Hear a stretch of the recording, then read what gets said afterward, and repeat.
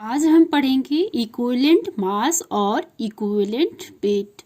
जो इक्वल मास और जो वेट है वो केमिस्ट्री की लैंग्वेज में एक ही चीज़ है, बट जो फिजिक्स की लैंग्वेज में है वो जो मास और वेट है ये डिफरेंट क्वांटिटी है। ओके, तो जो हमारा आज है इक्विवेलेंट मास और इक्विवेलेंट वेट, तो इसकी क्या डेफिनेशन है? Equivalent mass may be defined as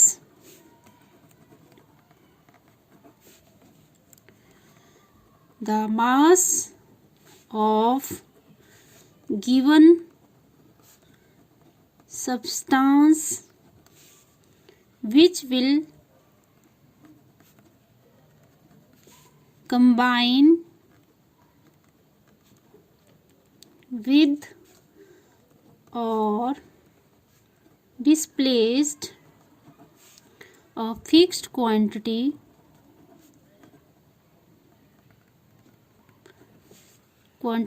of another substance।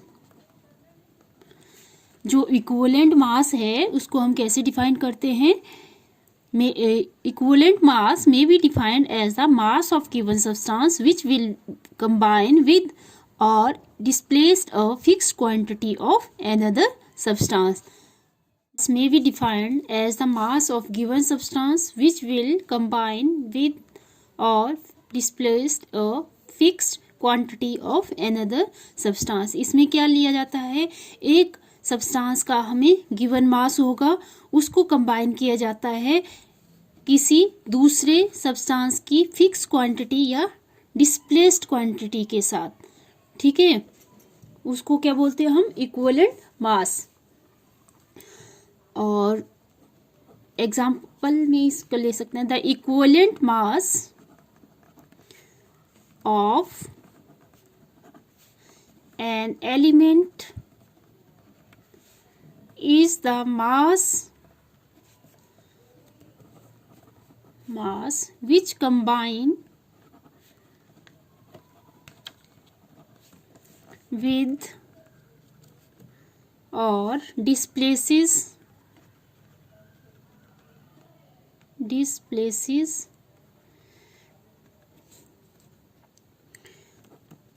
one 0.00 gram of hydrogen और 8 ग्राम ऑफ ऑक्सीजन और 35.5 ग्राम ऑफ क्लोरीन। जो इक्विवेलेंट मास है किसी भी एलिमेंट का, तो उसका जो सब्सटेंस है, सब्सटेंस का मास जो होता है उसको कंबाइन किया जाता है किसी भी डिस्प्लेस्ड हाइड्रोजन एटम के साथ या ऑक्सीजन के साथ, 8 ग्राम ऑफ ऑक्सीजन एटम के साथ, या 35.5 ग्राम ऑफ क्लोरीन एटम के साथ। द इक्विवेलेंट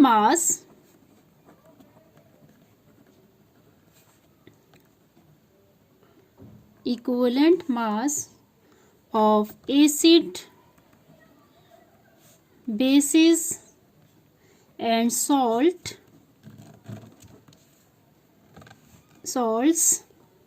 are calculated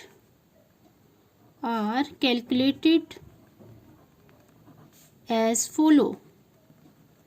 कैसे हम फॉलो कर सकते हैं, कैसे हम निकाल सकते हैं इक्विवेलेंट मास ऑफ एसिड को, बेस को और सॉल्ट को? इसके बारे में हम डिस्कस करेंगे। बहुत इम्पॉर्टेंट है ये टॉपिक, इसमें से मैक्सिमम क्वेश्चन पूछे जाते हैं। तो हम करेंगे equivalent mass of an acid. तो equivalent mass of an acid क्या होता है? ये होता है molecular mass of acid of the acid over basicity.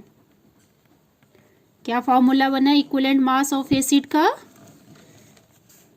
ये फॉर्मूला जो है अपने माइंड में रखना आपने, ठीक है। इक्विवेलेंट मास ऑफ एसिड क्या होता है, molecular mass of the acid over basicity. और जो बेसिसिटी है, बेसिसिटी क्या होता है, बेसिसिटी होता है जैसे किसी भी सोल्यूशन या कोई एक्वस सोल्यूशन लिया जाता है, उसको जब हम या डिसॉल्व करते हैं वाटर में, तो उससे हमें हाइड्रोजन आयन मिलते हैं। तो कितने हाइड्रोजन आयंस हमें सॉल्यूशन से मिलते हैं, वो क्या हुआ, उस कंपाउंड का बेसिसिटी हुआ। Basicity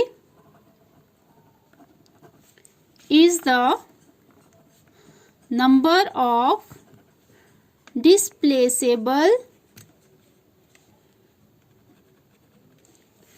H positive ions present in one molecule of the acid, one molecule of the acid. ये आपको समझ आ गया ना। तो इसका हम जैसे एग्जांपल ले लेते हैं, हमने एसिड के एग्जांपल लेने हैं। एसिड में हमें पता है क्या क्या होते हैं। एग्जांपल में हम ले लेते हैं जैसे HCl, हाइड्रोक्लोरिक एसिड, ठीक है। जो हाइड्रोक्लोरिक एसिड है, तो इससे हमें क्या मिलता है, HCl। जब हम इसको वाटर में डिसॉल्व करते हैं तो हमें एक तो हाइड्रोजन आयन मिलता है, एक क्लोराइड आयन मिलता है, ठीक है। तो हमें पता है, अब हमने इक्विवेलेंट मास ऑफ एसिड निकालना है, equivalent mass of an acid. ये हमें फॉर्मूला पता है, molecular mass of the acid over basicity. तो बेसिसिटी क्या है, हमने क्या बेसिसिटी, या फिर हम क्या लिख सकते हैं यहाँ पे, number of displaceable H positive ion. तो H पॉजिटिव आयंस कितने हैं हमारे पास, पहले तो molecular mass of acid HCl acid. क्या होता है molecular mass of HCl acid, जैसे यहाँ पे निकाल लेते हैं हम। HCl हाइड्रोजन का 1 एटॉमिक मास होता है और क्लोरीन का क्या होता है 35.1, ठीक है। ये हमारा मॉलिक्यूलर मास निकल गया, मॉलिक्यूलर मास ऑफ HCl। तो ये निकल गया हमारा 36.1। बेसिसिटी कितनी है, या number of displaceable H positive ions कितने हैं इसमें, HCl में 1 है। तो हमारा इक्विवेलेंट मास ऑफ HCl क्या निकला, 36.1। फिर है हमारा सेकंड एग्जांपल, हम ले लेते हैं सल्फ्यूरिक एसिड का। सल्फ्यूरिक एसिड का क्या होगा, जब इसको एक्वस सॉल्यूशन में डिसॉल्व करेंगे तो क्या मिलेगा हमें, 2H positive plus SO4 2 negative. हम इसको इस वे से भी कर सकते हैं, और दूसरा वे है हमारे पास, जैसे हमें पता है कि जो हाइड्रोजन की वैलेंसी है वो 1 होती है, और जो सल्फाइड है, सल्फाइड की वैलेंसी -2 होती है। तो जो क्रॉस करेंगे तो ये हमारे पास हो जाएगा, ये हमने क्लास 9th में पढ़ लिया है।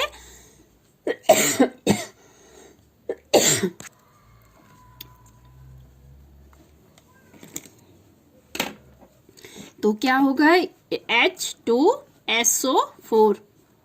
तो number of displaceable H positive ions कितने हैं इसमें, 2 हैं, और मॉलिक्यूलर मास ऑफ H2SO4 क्या होगा, हाइड्रोजन का एटॉमिक मास 1 होता है, सल्फर का एटॉमिक मास 32 होता है, और जो ऑक्सीजन है, ऑक्सीजन का एटॉमिक मास 16 होता है।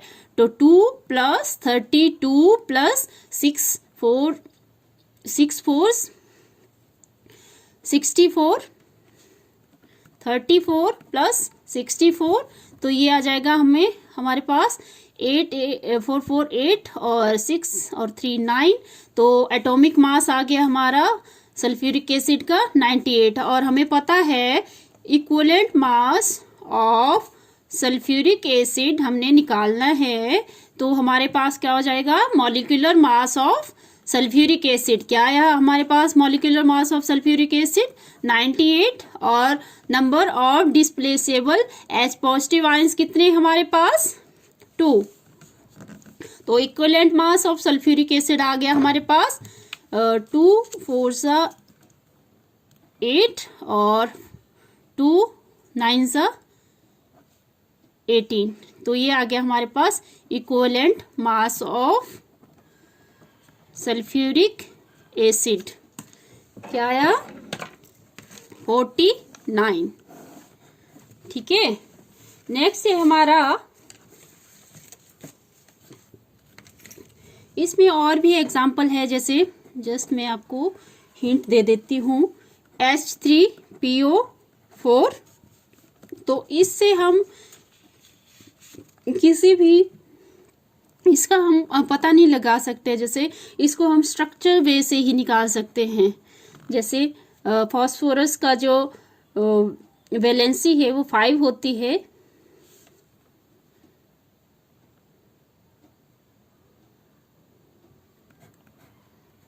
तो कितने बॉन्ड बना सकता है फास्फोरस, 4 ऑक्सीजन है, तो 1 2 और ये 3 और ये 4।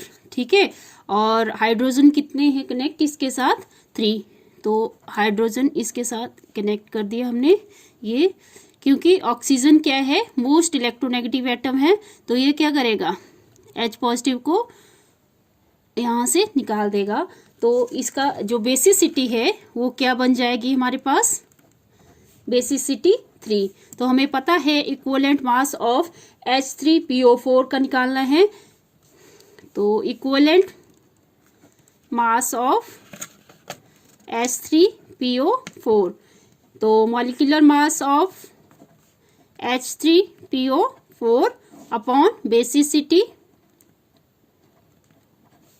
तो मॉलिक्यूलर मास ऑफ H3PO4 का क्या होगा ये आप कैलकुलेट कर लेंगे। तो इसका हाइड्रोजन का 1 होता है, फास्फोरस का 30.99 होता है और ऑक्सीजन का 16 होता है। जब हम इसको कैलकुलेट करेंगे तो ये हमारे पास आएगा 97.99। और बेसिसिटी कितनी है इसकी फास्फोरिक एसिड में PO4 बेसिसिटी कितनी है 3। तो जब हम इसको कैलकुलेट करेंगे तो क्या जाएगा हमारे पास 3 9 3 और 3 2 6 और 3.38 3 6 18 और 3 6 18। ठीक है, उस और करते हैं, जैसे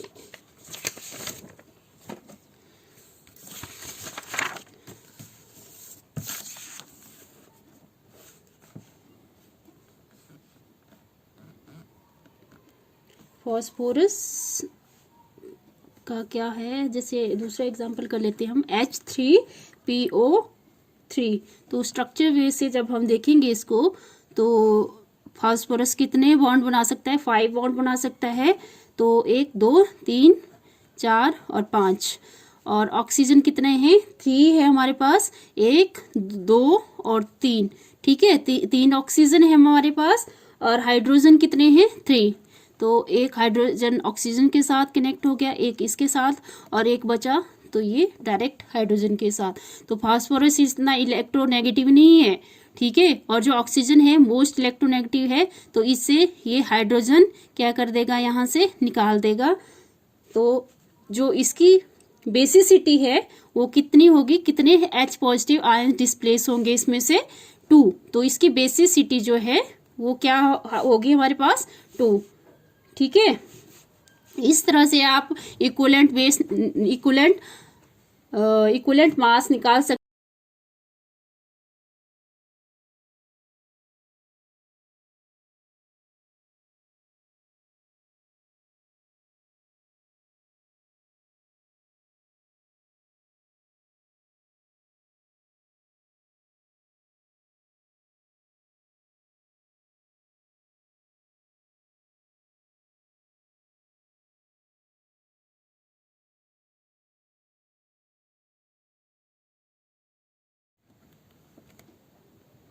molecular mass of base over acidity. तो acidity क्या होता है? Acidity is the number of displaceable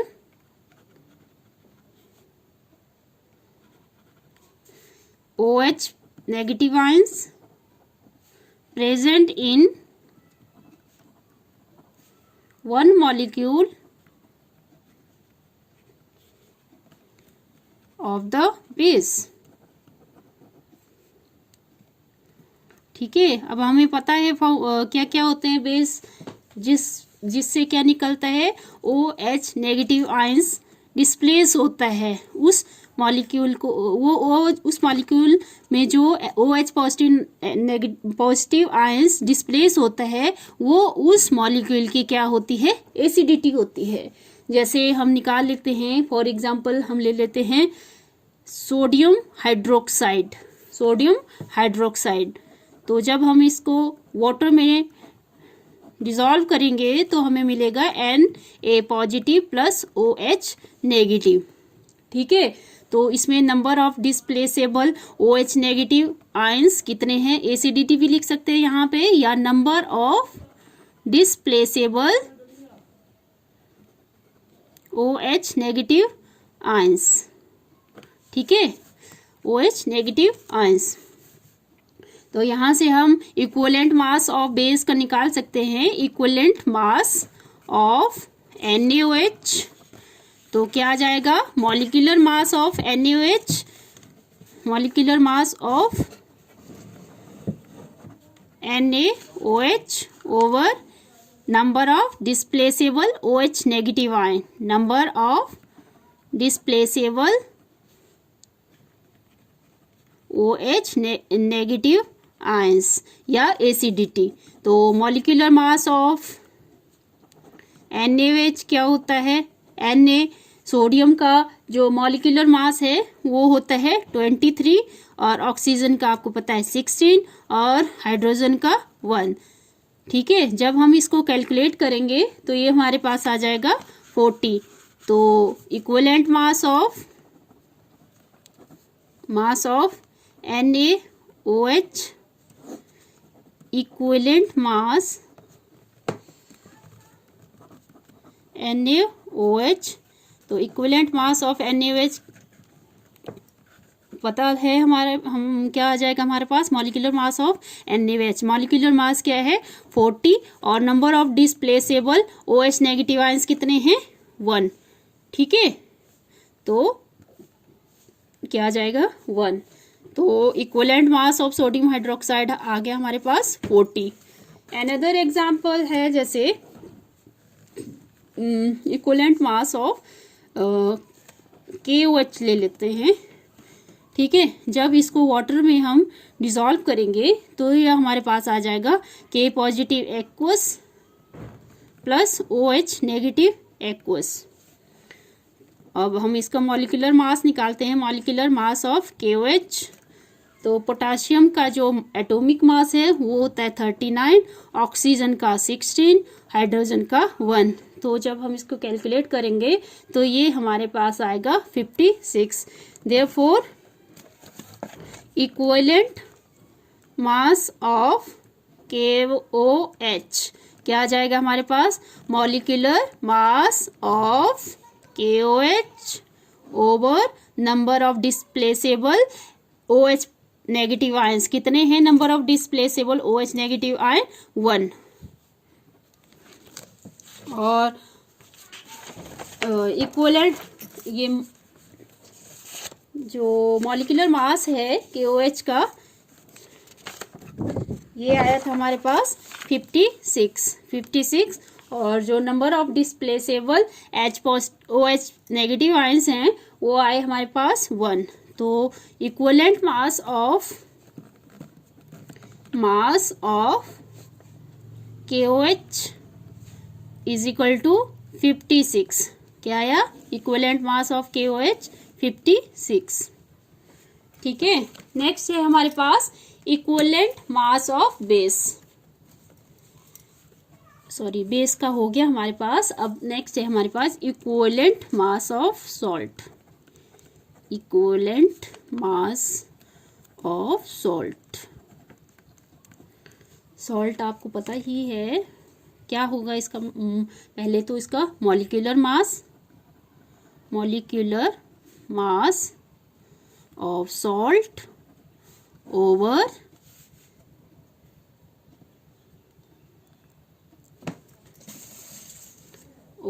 total positive valency, total positive valency of metal atom, metal atoms. तो इक्विवेलेंट मास इसका हमें पता है। सॉल्ट का एग्जांपल में सॉल्ट क्या क्या है, जैसे सोडियम क्लोराइड, सोडियम क्लोराइड हमारे पास सॉल्ट है। मैग्नीशियम क्लोराइड ये भी हमारे पास सॉल्ट है। तो हम फर्स्ट ले लेते हैं सोडियम क्लोराइड का इक्विवेलेंट मास हमने कैसे निकालना है। जब इसको हम वाटर में डिज़ोल्व करेंगे तो हमारे पास ये बनेगा Na positive plus Cl negative ions. तो molecular mass of sodium chloride, तो सोडियम का हमें पता है एटॉमिक मास कितना होता है 23 और क्लोरीन का 35.5। तो जब हम इसको कैलकुलेट करेंगे तो ये आ जाएगा हमारे पास 58.5। Therefore equivalent mass of sodium chloride is equal to molecular mass of salt. Molecular mass of salt कितना है 58.5 और जो number of positive valency of metal atom है वो है पॉजिटिव वैलेंसी है 1। तो क्या आया हमारे पास 58.5 molecular mass of equivalent mass of NaCl क्या आया हमारे पास 58.5। नेक्स्ट है हमारे पास, जैसे सेकंड एग्जांपल ले लेते हैं हम मैग्नीशियम क्लोराइड का। जब हम इसको वाटर में डिज़ोल्व करेंगे तो ये हमारे पास बनेगा Mg positive plus Cl negative. ठीक है, इसको हम वैलेंसी से भी कर सकते हैं, जैसे MgCl, MgCl। तो इसका क्या होगा, इसका हमें पता है इसका जो वैलेंसी है 1 होता है, एटॉमिक नंबर 17 होता है, 2, 8 और 7। तो वैलेंसी कैसे निकालते हैं, अगर 8 के नज़दीक हो तो 8 - 7, तो ये हमारे पास इसकी वैलेंसी होती है 1। ठीक है, और मैग्नीशियम का एटॉमिक मास 12 होता है, तो 2, 8 और 2, तो इसकी जो वैलेंसी है वो 2 होती है। जब इसको हम क्रॉस करेंगे तो हमारे पास बन जाएगा MgCl2। ठीक है, MgCl2।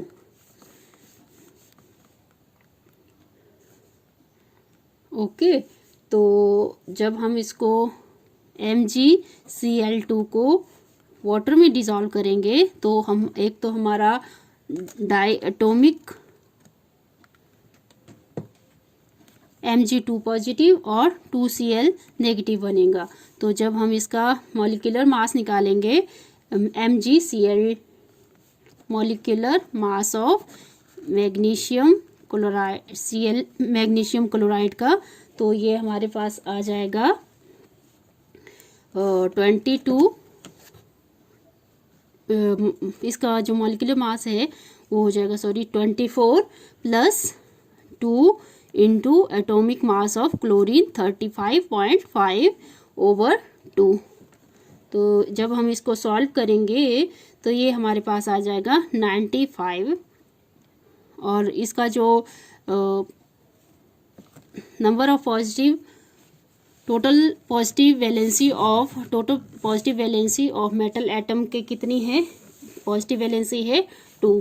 ठीक है, तो यहाँ पे मैंने 2 पुट कर दिया। जब हम इसको सॉल्व करेंगे तो ये हमारे पास आएगा 47.5। That's all, thank you.